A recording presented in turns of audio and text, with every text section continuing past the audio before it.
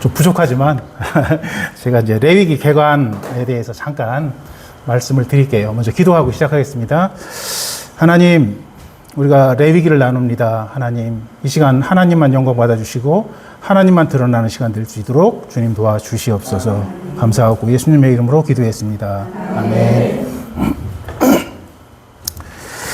사실 그 성경은 구약과 신약으로 연결되어 있는데 그 중에 핵심은 창세기, 출애굽기, 레위기, 민수기, 신명기라는 이 5개 모세 오경이라고 하는데요. 이것이 기본이 돼서 그 나머지가 다 풀어져요. 그래서 모세 오경을 모르면 잘 이해하지 못하면 다른 성경들을 이해하는데 굉장히 어려워요. 그래서 모세 오경에 대한 이야기가 이제 굉장히 중요한데 그 중에서 이제 레위기는 그 모세 오경의 중심 내용을 이렇게 이제 연결시키고 있어요. 굉장히 중요한 내용인데 사실은 근데 어렵죠. 레위기 처음부터 끝까지 다 읽어보신 분 있나요? 한 번도 안 떼고. 그러니까 뭐 10분간 여기 있다가 또 다른 데 갔다가 또 읽고 이런 게 아니라 처음부터 끝까지 읽어보신 분 있나요? 네. 네. 훈련 받으신 분들은 아마 읽었을 거예요. 그렇지 않은 분들은 읽기가 쉽지 않거든요. 이제 그런데 이제 그거에 대해서 제가 오늘 개관이기 때문에 전체적인 흐름을 제가 한번 이야기를 해볼 테니까 잘 들어주시고 그리고 그걸 이해하면 또다시 이제 그 예수님 오신 이후에까지 연결이 다 되는 거기 때문에 그렇게 한번 이해해 주셨으면 감사하겠고요. 이게 지금 처음에 지도인데요. 이제 뭐 창세기부터 할 수는 없으니까 여기는 이제 색깔별로 있어요. 여기가 보면 여기가 셈의 후손들. 그러니까 여기가 아랍이에요. 아랍이고 이쪽은 아시아가 되는 거고요. 여기는 야벳의 후손들. 이쪽이 그 지금의 투르키스탄이고 이쪽으로 가면 유럽이에요. 그리고 여기는 함의 후손들. 이집트, 아프리카. 이쪽으로 가면 아프리카예요. 그래서 함의 후손은 여기서 살았고 셈의 후손은 이쪽에 살았고 야벳의 후손은 이쪽으로 살아서 흩어진 거예요. 그런데 지금 여기 보면 이게 어디예요? 가나안 땅이죠. 가나안 땅인데 이 땅은 누가 살았어요 지금? 여기 누가 살았다고 했어요? 색깔이 함의 후손들의 정착지가 이 가나안 땅이에요. 가나안 땅인데 그래서 이렇게 흩어져 가지고 나라들을 이루었잖아요. 그렇죠? 나라들을 이루었어요. 근데 하나님이 셈의 후손인 아브라함이 이쪽. 그쵸? 메소포타미아 지역에 살고 있던 셈의 후손인 아브라함을 불러서 내게 지시한 땅으로 가라. 그 지시한 땅이 어디예요? 가나안 땅이에요. 가나안 누가 살아요? 함의 후손들이 살고 있었어요. 그래서 창세기 시작할 때 아브라함이 들어갔을 때 거기 7 족속을 이야기를 하고요. 나중에 여호수아가 이것을 정복했을 때는 31명의 왕을 죽였다고 이야기를 해요. 그러니까 여기가 그 가나안 땅 사람들이 많이 살고 있던 곳이에요. 그곳에 아브라함을 부르셔가지고 이곳에 정착하게 하신 거예요. 그게 이제 그 노아 시대에 후손들이 정착했던 그런 곳이고요. 그걸 조금 더 보면 그 사람들이 이 안에서 나라를 이루어가고 있어요. 옛날에는 부족 국가가 있잖아요. 그렇죠? 지금 이거는 지금 말하면 4,000년, 5,000년 이전의 얘기예요. 그러니까 굉장히 오래된 얘기잖아요. 그렇죠? 그때는 우리나라도 고조선이나 뭐 이럴 때예요. 그러니까 부족 국가. 각 부족들이 있는데 사람들이 모여 있고 그것을 누가 다스려요? 힘 있는 사람이 다스려요. 힘 있는 사람. 힘 있는 능력 있는 사람들이 다스렸고 그 부족 국가끼리 서로 싸워서 더 큰 나라가 돼요. 그리고 나라의 통치자는 또 힘 있는 사람들이 통치라고 하는 거예요. 지금 이게 다 힘 있는 사람들이 통치하고 있는 왕국이에요. 이쪽에는 아수르도 있고 성경에 나오는 아시리아, 바벨론, 페르시아 이런 데가 있고 여기 아람이 있고 그러니까 이런 데가 다 여기는 이집트, 애굽 이런 나라들이 있던 곳이에요. 그 시대예요. 그 시대니까 각 나라가 있었죠. 그런데 하나님께서 아까 얘기했듯이 아브라함을 이곳에서 불러가지고 이 땅으로 오라고 그랬어요. 그 뭐예요? 그리고 나서 하나님이 아브라함에게 약속한 게 있죠. 창세기 15장에 보면 아브라함과 하나님이 약속을 해요. 아브라함이 왔는데 자식이 없어.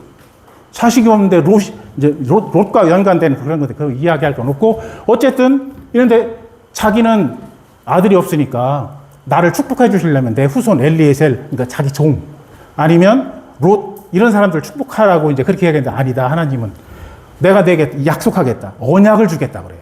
창세기 15장은 언약을 이야기하는데 그 언약이 어떻게 돼요? 그걸 얘기하기 전에 우리 예지가 신탄 강 물가를 지나가고 있어요. 만들어 놓은 데크길이 아니라 저 물가를 지나가고 있는데 그 옆에 가다 보니까 개미가 있어. 개미집이 있어. 그 개미집이 모여서 막 살고 있어요. 그 안에 집을 짓고. 근데 예지가 생각해 보니까 3일 후에 큰 비가 온다고 그랬어. 비가 와가지고 만약에 댐에 문을 열면 개미들이 어떻게 돼? 죽어요. 그러면 예지가 이 개미들을 어떻게 살릴까? 예? 옮겨놔요. 어떻게 옮겨? 예지가 그 옮길 힘이 있나요? 못 옮기죠. 어떻게 해야 돼? 그러려면 예지가, 그렇죠. 개미의 말을 할 줄 알아야 되고 개미의 환경에 적응해서 그들에게 그 개들을 이해를 시켜야 돼. 이해를 시켜서 개미들이 3일 후에 오는 데를 비가 오는 거를 비껴서 가서 다른 곳에 집을 짓도록 만들어야 돼. 똑같아. 하나님이 아브라함을 불러서 이 가나안 땅에 정착하게 하는데 하나님이 말씀하시는 거잖아요. 그렇죠? 말씀하시고 다 하는 거예요. 그러면 하나님이 말씀하실 때 지금 21세기 말을 하면 아브라함이 알아들을까요? 못 알아들어. 이 시대에 BC 14세기 그 시대의 사람의 말을 하고 그 시대의 환경을 이야기하고 그 시대의 사람들이 하는 이런 것들을 해야 돼요. 하나님이 아브라함과 언약할 때 21세기같이 글을 써서 언약한 게 아니에요. 어떻게 언약했어요? 그 시대의 사람들이 하는 식으로 하는 거예요. 하는 방법으로. 뒤에 있긴 한데 제가 먼저 말씀을 드릴게요. 방법이 있는데 어떻게 하느냐. 그 사람들은 이제 언약의 당사자가 있잖아요. 하나님이 있고 내가 있어. 근데 이제 언약을 해야 되는데 그때는 뭐 어떻게 할 수 없으니까 그 당시에 하는 사람들의 언약 방법은 이곳에 짐승을 죽여서 짐승을 각을 떼어서 이렇게 놔요. 창세기 15장에도 아브라함이 그렇게 해놓은 거예요. 그 당시에 했던 거기 때문에 하나님이 그 당시에 맞게 그렇게 말씀하시는 거예요. 그리고 이렇게 피를 흘려가지고 다 각을 띈 다음에 이 두 사람이 A라 B라는 사람이 같이 여기를 걸어가요. 걸어가면서 하는 말이 너와 내가 언약을 하는데 이 언약을 지키지 않으면 이 짐승같이 죽을 거다. 짐승의 피를 다 빼듯이 그렇게 죽을 거다. 그러고 지나가는 거예요. 그게 언약이에요. 그 당시 사람들의 언약. 아브라함도 하나님과 언약을 하는데 그렇게 했어요. 했는데 아브라함이 좋을 때 하나님이 먼저 싹 지나갔잖아요. 왜냐하면 아브라함은 그 언약을 지킬 수가 없어요. 하나님만이 지킬 수 있기 때문에. 아브라함이 거기를 지나갔으면 아브라함도 죽어야 돼. 그래서 하나님이 그냥 지나가면서 그렇게 하신 거예요. 이게 언약이에요. 이런 언약이 있는데 똑같이 이 가나안이라는 곳에 이제 하나님께서 아브라함에게 그런 언약을 맺어가지고 이제 땅으로 갔어요. 근데 아브라함 시대에 여기 정착했나요? 안 했지요. 아브라함 시대에 정착하지 않고 애굽으로 왔다 갔다 하다가 하나님이 애굽으로 가지 말라. 그래서 이삭, 야곱 안 갔어요. 처음에 못 갔어요. 하나님이 그렇게 했기 때문에. 근데 하나님이 아브라함을 여기서 데리고 나올 때 그렇게 이해를 해보셔요. 여기에 다 나라가 있어. 아브라함을 불러서 하나님의 나라를 만들려고 한 거예요. 여러분 성경에서 하나님의 나라 소리 많이 들려오죠. 하나님의 나라가 뭐예요? 뭐라고 잘 말 못하지요. 하나님의 나라. 나라는 뭐가 필요해요? 국민이 필요하고 영토가 필요하고 뭐가 있어요? 주권이 필요하죠. 그렇죠? 하나님이 아브라함을 부를 때 벌써 영토를 준비하셨어요. 그렇죠? 아브라함을 불러서 이를 오게 했어요. 그리고 아브라함과 하나님이 언약을 맺었기 때문에 뭐가 있어요? 주권은 하나님께 있는 거예요. 그러면 영토와 주권은 준비가 돼 있어요. 근데 사람이 없어. 사람이 없으니까 하나님이 이 땅에서 사람을 키울 수가 없어. 작은 땅이고 거기서 사람을 키울 수가 없으니까 야곱을 통해서 요셉을 통해서 이 이집트로 내려보는 거예요. 그래서 아브라함이 마지막에 야곱이 마지막에 나는 안 내려간다. 그렇게 요셉이 불렀는데도 불구하고 두려워했어요. 왜냐하면 하나님 못 가게 했으니까. 근데 하나님이 나타나셔서 내려가라. 그렇게 해서 야곱이 내려간 거예요. 창세기에서 쭉 제가 설명을 조금씩 해드리는 거예요. 그래서 이 가나안 땅에, 애굽 땅에 와가지고 이쪽 나일강 하류에 있는 고센 땅에서 이스라엘 백성이 살았어요. 그래서 그곳에서 200만이라는 사람이, 약 200만이라는 사람이 국민들이 만들어졌어요. 국민들이 만들어졌으니까 영토, 국민, 주권 다 준비됐어. 근데 그렇게 되면 어떻게 해야 돼? 나가야죠, 이제. 땅으로 가야 돼. 가나안 땅으로. 하나님이 준비한 땅으로 가야 돼. 그래서 하나님이 모세를 통해서 출애굽을 시켜서 가나안 땅으로 가는 거예요. 그게 창세기부터 출애굽기까지 지금 가고 있는 거예요. 출애굽기까지 가는 거예요. 그리고 출애굽기쯤 가서 여기 보면 이게 이제 그 당시에 제국들인데요. 이집트 제국, 히타이트 제국, 이런 제국들이 있어요. 굉장히 강한 나라들이에요. 그 사이에 껴서 여기는 어떤 때는 이집트가 다스리다, 어떤 때는 이쪽 메소포타미아 권력들이 와서 다스리다 왔다 갔다 한 거거든요. 그러니까 여기는 굉장히 힘든 땅이었어요, 가나안 땅은. 그래서 가나안 땅엔 두 가지 길이 있어요. 해변길과 왕의 대로라는 큰 길이 있는데 왕들이 왔다 갔다 하는, 전쟁을 하기 위해서 왔다 갔다 하는 땅이었던 거예요. 그러니까 거기 사는 사람은 어려우니까 다 어디로 올라가? 산으로 올라가, 산으로. 그래서 이스라엘 가면 집들이 다 산에 있어. 왜냐하면 길로 가는데 산 저 꼭대기 있으면 저 꼭대기 올라가서 싸우지는 않을 거 아니에요. 그러니까 일부러 그렇게 꼭대기에 올라가 사는 거예요. 그래서 길을 왔다 갔다 하고. 하여튼 그렇게 된 건데요. 그렇게 하나님의 나라라는 것을 이야기를 한 건데, 제가 이제 얘기를 하는 건데, 그래서 출애굽기까지 이야기를 했잖아요.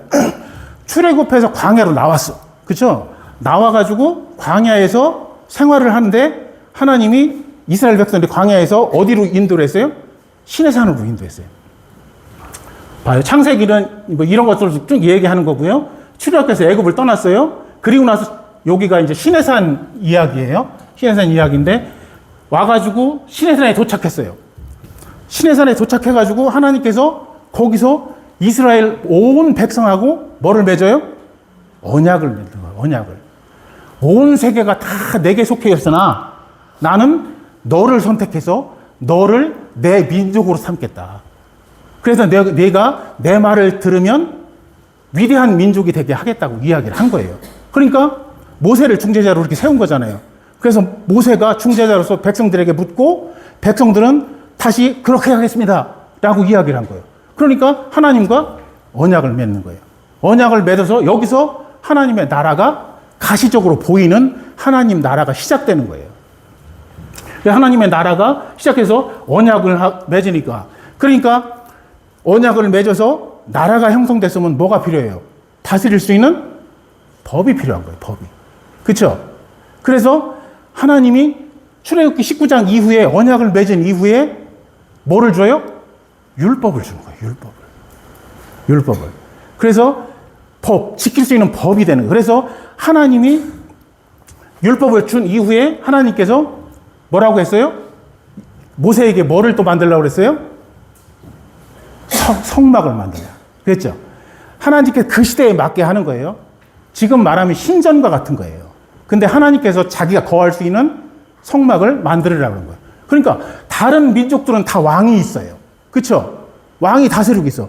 이스라엘 민족은 형성되는데 보이지 않아, 하나님이. 보이지 않는 주권이에요. 그러니까 하나님이 내가 거할 수 있는 성막을 만들라 해서 치수를 다 정해져서 성막을 만들었어요. 그럼 성막을 만들었으면 하나님께서 이제 출애굽기의 마지막은 성막이 이제 끝나고서 이제 이야기되는 건데, 성막을 만들었을 때 하나님께서 그곳에 임재했어요. 임재해서 하나님이 거기 임재하는 걸 이스라엘 백성들이 다 봤어요. 그래서 그 성막이 끝나고 나서 성막을 다 만들고, 이 뒤에도 조금씩은 나와요. 제가 설명을 해드릴게요. 성막을 다 만들고 나서 이제 떠나는 거예요. 광야에서 이제 다시 이동을 하는 거예요. 시내산에서 이제 다시 이동을 해가지고, 성막을 만들고 나서 이동해서 이제 그 광야로 떠나는 거예요. 그렇게 되는 거예요. 이 줄거리가 그렇게 되는 거예요. 그래서 보면 광야로 이동해서 언약을 맺고 율법을 주고 성막을 완성해요. 그래서 하나님의 나라가 시작되죠. 그러니까 이렇게 해서 누가 통치하는 거예요, 여기가? 하나님이 통치하는 나라가 된 거예요. 하나님이 통치하는 나라. 그 이스라엘 백성은 하나님의 통치를 받아야 돼요. 근데 하나님은 거룩해요. 사람들은 속해요. 부족하대요. 그래서 부정과 정결이 나오는 거예요. 이스라엘은 그 성경책에도 부정과 정결이 엄청나게 나오잖아요. 그게 그거예요. 사람들은 정결하지 못해요. 그러니까 하나님이 성막에 거하시는데, 성막은 성소와 지성소로 나뉘죠. 그렇죠? 그러니까 성소를 보면 하나님이 거하시는 것은 이따 이거 나오는데 보면 이쪽은 지성소가 있고 하나님이 거하시는 곳, 법궤가 언약궤가 있는 곳이 있고, 그 다음에 지성소가 있어요. 여기 떡상이라든가 향단이라든가 이런 게 있어요. 그리고 나오면 번제단이 있어요. 제사를 드리는 번제단이 있어요. 물뚱뻥하고 이런 게 있어요. 그러니까 이스라엘 백성들이 하나님과 함께 살려면 정결해야 돼요. 죄를 지으면 정결해져야 돼요. 그러니까 어디를 가요? 번제단에 속죄하는 곳에 가서 속죄를 하는 거예요.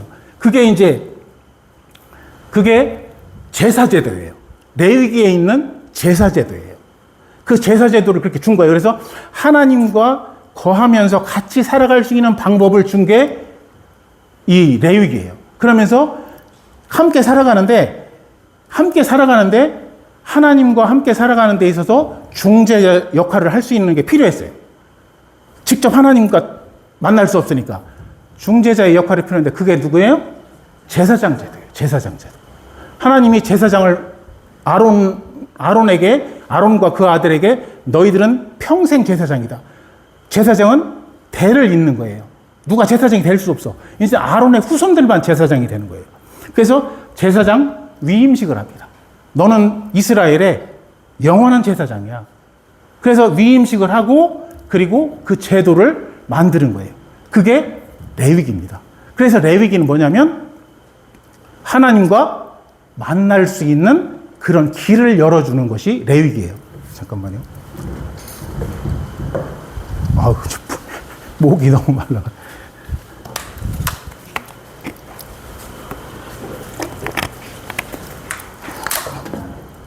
자, 요거를 갖다가 좀 더 자세히 보면 이런 거예요. 저는 이제 공부할 때 근거가 없으면 공부가 안 돼요. 귀납법적 성경 연구는 근거가 있어야 돼요. 말씀 근거가 다 있어야 찾아야 돼요. 그러니까 이 공부를 하려면 한참 시간이 걸려요. 출애굽 떠나고 시내산 도착하고, 그렇죠? 여기는 그 구절이고요. 그리고 이제 그 날짜가 다 정해져 있죠. 거기 나와 있죠. 그래서 시내산 도착, 언약 체결, 성막 완성. 하나님 함께 거하는 나라가 시작된 거예요. 그리고 나서 제사법을 주신 거죠. 요게 레위기의 시간이에요. 레위기의 시간이고, 제사장 위임과 직무 구별을 주어가지고 하나님께 나아가는 방법. 그래서 정결함과 정결 규정, 그렇죠? 대속제일. 그러니까 하나님과 같이 살려면 정결한 삶을 살아야 돼요. 그래야만 하나님과 같이 사는 삶이 되는 거예요. 그리고 나서 이런 모든 것을 위임식과 그 규범들을 주고 나서, 그리고 나서 이제 출발을 하는 거예요. 출발을 할 때 민수기 10장에서 출발을 하는데, 출발할 때 인구조사를 하는, 인구조사. 몇 명인가 인구조사를 하고, 그 인구조사가 끝나면 이제 하나님께서 하나님의 나라를 만들었으니까 가야지. 가나안 땅으로. 바로 가야죠. 그래서 여기서 떠나서 어디로 가요? 카데스 바네아로 가는 거예요. 들어가려고. 거기서 정탐꾼을 보냈다가 어떻게 됐어요? 정탐꾼을 보냈는데 다 불평했죠. 그렇죠? 그래서 하나님이 안 되겠다. 너희들 나와 같이 살려면 정말로 살 수 있는 방법, 나를 신뢰할 수 있는 그런 길을 열어야 되겠다 해가지고 38년 동안 광야에서 움직이게 한 거예요. 그리고 나서 광야에서 나온 사람들이 신명기에 보면 세렛강을 건널 때 1세대, 광야 1세대가 다 죽었다고 이야기합니다. 그리고 광야 2세대가 이제 모압에 모여서 모압에서 다시 언약을 갱신해요. 하나님께서 이때 함께 언약을 맺었던 그 언약을 모압, 이제 가나안 땅, 38년, 40년 돌고 나서 가나안 땅을 들어가는 여리고성 앞에 있는 그 모압에서 이스라엘 백성과 모세가 다시 언약을 갱신하는 거예요. 이때 했던 언약을 갱신하는 거예요. 이때 이렇게 했는데 너희들 그렇게 지킬 거냐? 그럼 이스라엘 백성들이 다 지키겠습니다. 왜? 세대가 바뀌었잖아요.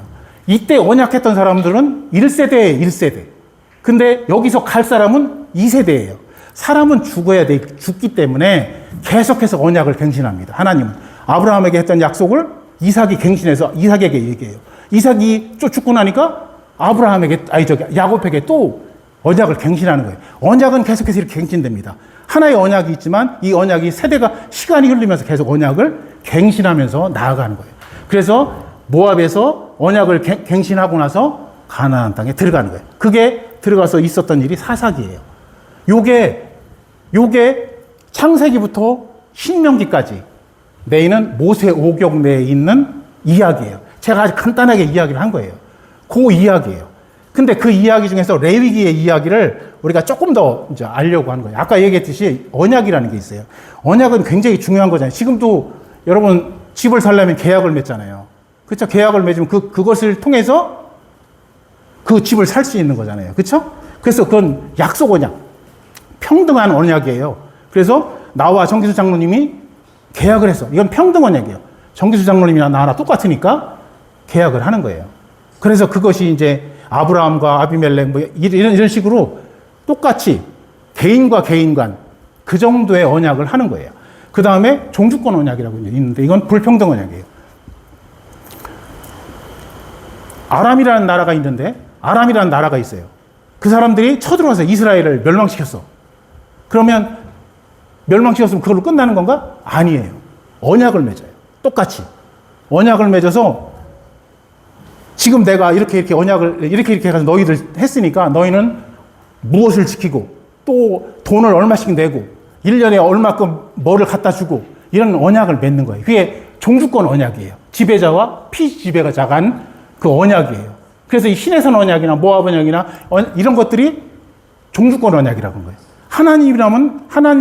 하나님이라는 아주 위대하신 분과 우리 같이 피지배자, 그러니까 창조물인 우리와 함께 언약을 맺는 거예요. 그래서 이 종주권 언약은 그 하나님에 의해서, 그러니까 지배자에 의해서 언약을 맺는 거예요. 똑같은 거예요. 하나님께서 신의 산생을 맺은 언약도 위대하신 하나님의 입장에서 언약을 맺는 거예요. 그들에게 예스냐 노냐는 물었지만 앞으로 해야 할 일들 누가 해요? 백성들이 할 수 없어요. 하나님이 해주시는 거예요.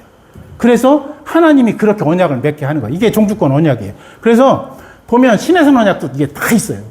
이게 그 당시 사람들이 언약을 행했던 그런 방식이에요. 출애굽기도 똑같이 써 있는 거예요. 출애굽기도. 성경은 나한테 쓴 게 아니에요. 하나님이 나한테 쓴 게 아니라 성경은 이 시대의 사람들에게 하나님이 쓰게 하신 거예요. 그래서 이 처음에 쓰게 한 것을 듣는 사람들이 있어요. 그렇죠? 성경 그걸 보는 사람이 있어요. 그래서 그 시대의 사람을 변화시키기 위해서 한 거예요. 그러니까 창세기에서 이렇게 한 것은 봐요. 돼지고기 먹지 말라. 새김질하는 거, 이 발굽. 지금도 돼지고기 안 먹나요? 왜 예수 믿는데 왜 돼지고기를 안 먹어요? 이게 그 시대에는 맞는 말이에요. 그 시대에 맞는 말. 성경 안에 있는데 성경 안에 많은 약속들이 있어요. 많은 약속들이 있는데 그 시대에 맞는 약속이에요. 사도 바울 때도 마찬가지예요. 고린도 교회에서는 여자들에게 두건을 쓰라. 또 다른 교회에서는 두건을 벗어라. 이야기합니다. 왜? 그 시대의 그 상황에 맞게 이야기를 한 거예요. 그것을 성경에서는 상황진리라고 이야기합니다. 그 시대는 맞았지만 지금은 맞지 않아요. 근데 영원한 진리가 있어요. 그 시대에도 맞았고 지금도 맞았고 앞으로 미래에 가서도 맞을 거예요. 하나님은 영이시다. 하나님은 우리의 창조주다. 이것은 그 시대에도 맞았고 지금도 맞고 미래에도 맞아요. 그게 영원한 진리예요. 성경에서 그런 영원한 진리를 우리가 찾는 게 성경을 읽는 이유예요. 그래서 그런 것들을 하면서 어쨌든 이렇게 해서 다 언약을 맺게 된 거예요. 그래서 레위기 내용은 이제 너무 빨리 나가니까 이게 빨리빨리 나가는데 어쨌든 레위기는 제사장의 직무를 다뤄요. 하나님께 만나는 방법을 이야기해요. 부정과 부정에서 정결로 가는 것. 보시죠. 세상 사람들은 속해요. 정결하지 부정해요. 하나 속됨이에요. 하나님은 거룩해요. 하나님께서 부정한 우리가 하나님께 나아갈 수 없어요. 다 죽어요. 그러니까 하나님께서 우리를 레위기를 통해서 정결해지는 방법을 만들어서, 제사법을 만들어서 정결하게 해요.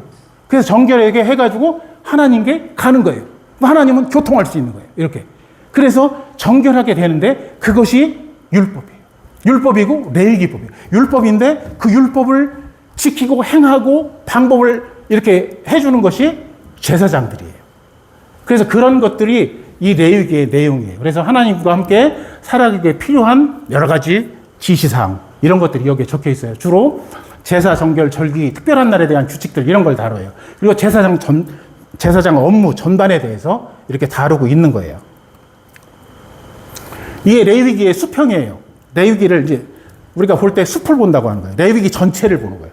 내용 전체를 보는데, 보면 이게 이제 패러그래프라고 하는데, 어쨌든 요게 이제 제가 보니 하나, 둘, 셋, 넷, 다섯, 여섯, 일곱, 여덟, 아홉 개의 단락으로다가 이걸 볼 수가 있어요. 그래서 첫 번째, 다섯 번째까지는 하나님께 나아가는 방법, 규정들이에요. 그래서 제사법을 나와요. 그래서 뭐 번제, 소제, 화목제, 속제제, 속건제, 이런 것들이 나오고요. 이 제사를 줬으니까 이제 제사를 하기 위한 제사장들이 있고 그들이 어떤 것들을 해야 되는지 나오잖아요. 그래 여기가 제사장 규정을 만들어요. 그리고 나서 제사 제도가 이제 제정이 된 거예요. 그리고 나서 제사장 위임을 하는 거예요. 아론에게 제사장 위임을 한 거고, 그리고 나서 이제 제사가, 첫 제사가 드려지죠. 여기서는 아론과 나답이 죽는 그런 이유도 있죠. 이렇게 제사가 드려지고 나서 이제 이렇게 죽으니까 하나님께서 제사를 참여할 수 있는 그 조건들을 이야기해요. 죄가 없고 속죄를 하고 나서, 죄를 용서받고 나서 이렇게 참여하게끔 하는 그런 거를 해요. 그리고 나서 이렇게 되려면 하나님께 아까 얘기했듯이 가려면 정결해야 돼요. 근데 한 사람 한 사람 정결하는데 저기 한 사람이 정결하지 않았어. 그럼 이스라엘 전체가 구원 얻을 수 없잖아요. 그래서 대속죄일을 하나님이 주신 거예요. 7월 10일 날. 1년에 한 번 7월 10일 날 대속죄를 줘서 이때 하나님께서 대제사장이 딱 한 번 지성소에 들어갈 수 있어요.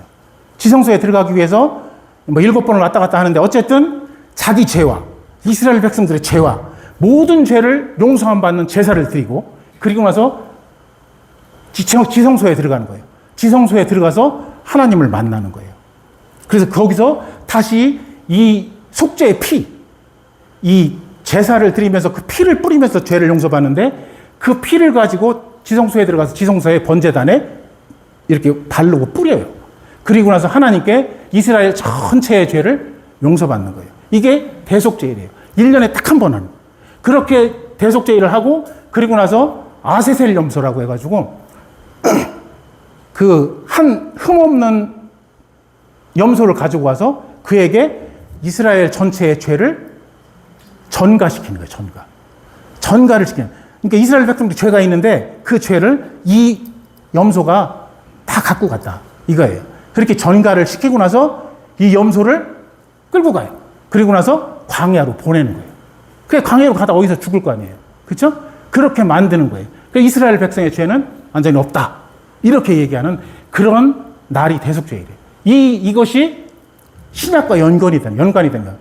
사람들은 한 사람 한 사람 그렇게 죄를 용서받았고 대제사장이 한 번 가서 했는데, 그래서 이스라엘 백성들이 계속해서 매년 이렇게 하는 거잖아요. 근데 예수님이 단번에 한 번에 이 죄를 다 용서받게 했다, 그거예요. 그래서 그게 히브리서예요. 히브리서 내용이에요.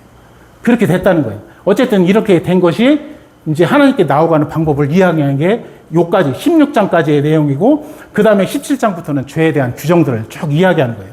그래서 하나님의 거룩함을 거스리는 죄라든가 뭐 이런 것들을 쭉 이야기해요. 그리고 이제 제사장들이 있으니까 제사장들은 직업이 없어요. 여기서는 물론 다 같이 만나를 먹었지만 앞으로 가나안 땅에 가서는 이 사람들은 땅도 못 받아요.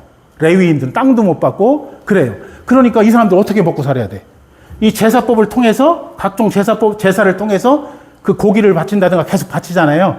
그 중에서 일부를 먹게끔 만들어요.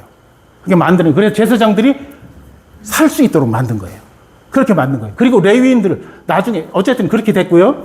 그리고 이제 그 다음엔 특별한 때에 이제 절기와 규정들, 절기, 그리고 뭐 안식일, 뭐 이런 것들 있잖아요. 희년, 뭐 이런 년이 있잖아요. 이런 것들을 여기 보면 이렇게 나오잖아요. 이런 것들을 이제 지킬 수 있는 방법들을 주고, 그리고 나서 너희들이 내가 정한 이 모든 방법들을 지키는 것에 대한 축복, 저주, 이런 것들을 이야기하는 거예요. 그리고 나서 밑에는 이제 헌물에 대한 추가 규정들은 11조도 그런 거예요. 똑같은 거예요. 11조도 너희들이 가나안 땅에 들어가면 레위인은 48개 성읍을 받아요. 그리고 나서 제사장들은 아무것도 못 받아요. 그럼 이 사람들이 먹고 살아야 되잖아. 엄청나게 많은 인원인데. 그래서 이스라엘 백성들에게 11조를 이야기하는 거예요. 그래서 11조는 이 하나님의 나라, 우리가 눈에 보이는 이 하나님 나라가 유지될 수 있는 근간이 11조예요. 그래서 물론 다른 뭐 헌금들이 있지만 그렇게 해서 11조를 하라고 한 거예요. 근데 이제 지금은 왜 11조를 하라고 하냐? 지금은 하나님의 나라가 없습니까? 확장된 거예요. 아까 얘기했잖아요. 예수님이 대속죄를 통해서 어떻게 됐어요? 자기가 제물이 돼서 그렇게 됐어요.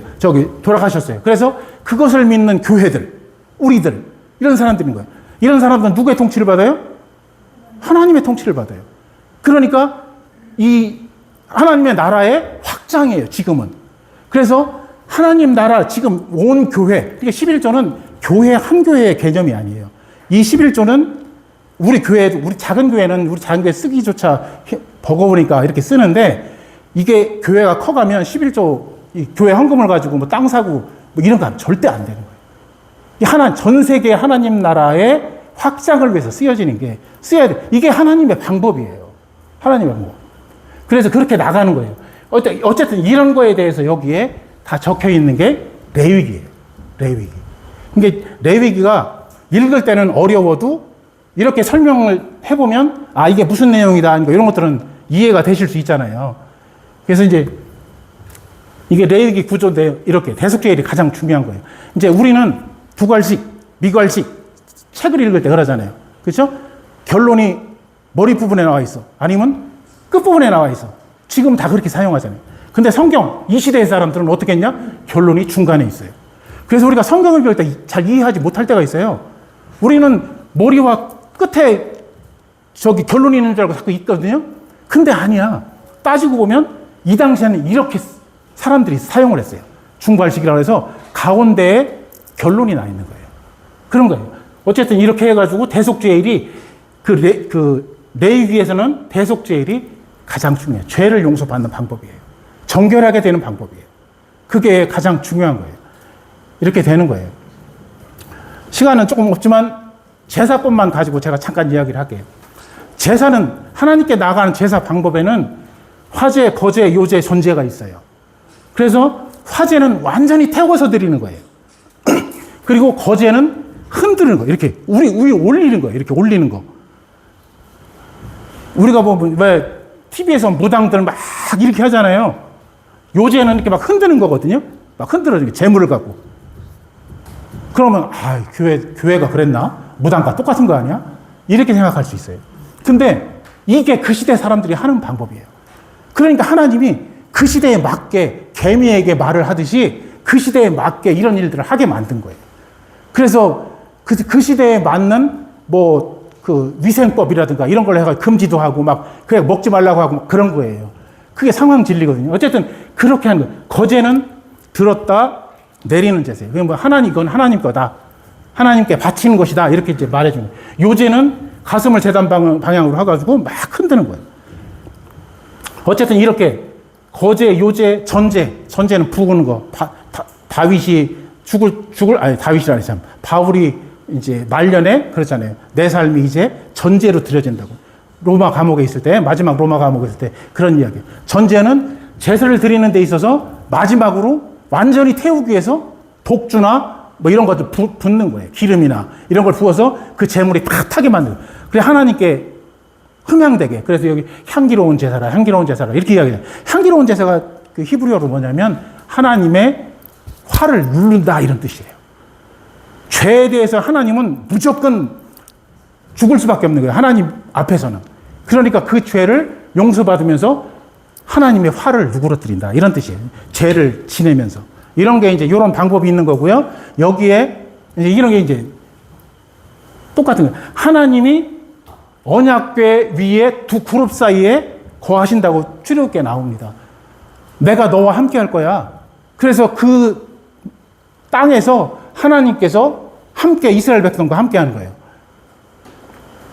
어쨌든 번제, 소제, 화목제 이건 이제 대신에 제물을 드리는 데 있어서 좀 그 당시에도 뭐 이렇게 권력이 있거나 부자거나 이러면 비싼 걸 드릴 수 있고, 그렇지 않은 사람들은 뭐 가루 이런 걸 드릴 수 있고 비둘기도 이렇게 드릴 수 있고 이렇게 만들었어요. 다. 근데 형편에 따라서 자발적으로 드리는 제사고요. 속건제와 속제제와 속건제, 번제의 형식으로 제사를 드리는데 이것은 반드시 드려야 되는 거예요. 이거는 안 할 수 있어요.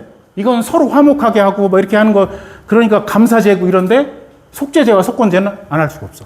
속제제는 죄를 용서받아야 되니까 해야 되고, 속건제는 죄를 배상하는 거예요. 내가 저쪽 집에 가서 성경책 하나를 훔쳐왔어. 이게 죄인 줄 알았어. 그러면 성경책 하나만 주는 것이 아니라 성경책 하나와 5분의 1에 해당하는 걸 같이 주는 거예요. 그게 배상하는 거예요. 배상하는 제사가 속건제예요. 이렇게 반드시 드려야 되는 거예요. 속죄제와 속건제는 내가 죄를 졌을 때 반드시 드려야 되는 거죠. 아까 얘기했듯이 죄를 전가시키는 거. 번제는 다 태우는 거, 하나님 앞에 드리는 거예요. 죄를 전가시켜서 하나님의 진노를 이제 억제하는 그런 방법이죠. 소제, 화목제, 여기 이제 이거 똑같은 거거든요. 하나님이 두 그룹 사이에서 하고, 대신에 이제 요거 보면 요것만 하고 할게요. 이스라엘 백성들이 하나님께서 말씀하신 성막을 이렇게 지었어요. 그래서 여기는 하나님이 거하시는 곳, 여기는 제사장들이 들어가는 곳, 여기는 이스라엘 남자가 들어가는 곳. 나중에 그 성막을 이제 가나안에 와서 헤롯 성전 이렇게 하면 요 밖에는 여인의 뜰 해가지고 이방인도 들어올 수 있어요. 어쨌든 그런데 이런 것을 만들기, 여기는 아주 거룩한 곳이에요. 그 이스라엘 백성들이 아주 거룩한 곳이라 요 주위에는 누가 살아? 누가 거하느냐면 제사장들이 거하는 거예요. 제사장들이 거하고, 이렇게 12지파잖아요. 12지파니까 3지파씩 동서남북으로 이렇게 포진해서 이렇게 있는 거예요. 이렇게 하면서 광야를 지나가는 거예요. 지금 속죄소, 이건 지성소 안에는 뭐가 있어요? 언약궤. 언약궤에 하나님이 거하셔서, 아까 구름이 이렇게 있었듯이요. 그렇듯이 하나님이 거하는 걸 가시적으로 이스라엘 백성들이 보는 거예요. 그리고 이곳에는 이제 성소예요. 성소에는 이 향단이 있어요. 향단. 그래서 향을 피워가지고 하나님께 이렇게 올려드리는 거고, 여기 이제 여러 가지 부젓갈 뭐 이런 거 있지만 중요한 건 여기 떡상에서 상번제 얘기하죠. 상번제. 성경에 보면 상번제 얘기하잖아요. 12개의 떡을 매일 갈아. 아침 저녁으로 갈아요. 이스라엘 백성 12지파의 죄를 여기서도 하나님 앞에 용서받는 그런 의미가 있는 거예요. 이렇지 이제 성소의 방향이 이렇게 있는 거예요. 속건제. 뭐 하여튼 이렇게 해가지고 쭉 연결돼가지고 있는 건데 시간은 너무 지나는데요. 어쨌든 레위기는 하나님과 거할 수 있는 방법을 제시한 것이 레위기예요. 그래서 우리가 이제 그 레위기 안에는 율법도 있고 각종 규범들도 있고 제사장이 지켜야 할 것도 있고 있어요. 그러니까 이것들을 우리가 생각할 때 어렵다고 생각하지 말고 한번 계속해서 읽어볼 필요가 있고요. 그리고 지금은 이러한 방법들이 예수님께서 십자가에 못 박혀 죽으심으로써 완전히, 예수님께서 어떻게 말씀하셨어요? 내가 율법을, 지금 내가 준 이 율법을 폐하러 온 것이 아니라 어떻게 하세요? 완전케 하려고 온 거예요. 이 율법을 가지고 우리가 구원을 받을 수 없어요. 그것이 계속 백성들이 광야 생활하고 가나안 생활하고 하다 보니까 하는데 못 살아. 그러니까 내가 새 언약을, 하나님께서 새 언약을 주어서 구원을 받을 수 있도록 만든 거예요. 그래서 이 율법을 확장시킨 거예요. 하나님께서 확장시켜서 우리가 지금 그 율법이 아닌 예수님께서 말씀하신 그 언약 안에서, 새 언약 안에서 살아갈 수 있게 되는 거죠. 그렇게 되는 거예요. 그래서 레위기의 내용은 이런 내용이다, 이렇게 이제 생각하시면 될 거고, 그 외에 이제 여러 가지 번제법이라든가 이런 것들은 다음 시간에 목사님과 함께 그 성경을 보면서 하면 될 수 있을 것 같습니다. 네, 기도할게요. 하나님 참 감사합니다. 옛날이나 지금이나 하나님께서 명령하신 명령들을 우리가 지키는 것이 중요한 줄 압니다. 하나님, 우리가 하나님의 말씀이면 순종하는 그런 삶을 살 수 있도록 하여 주시고 하나님과 계속해서 동행하고 하나님과 함께하는 그러한 삶을 살아갈 수 있도록 주님 도와주시옵소서. 감사하고 예수님의 이름으로 기도했습니다. 아멘.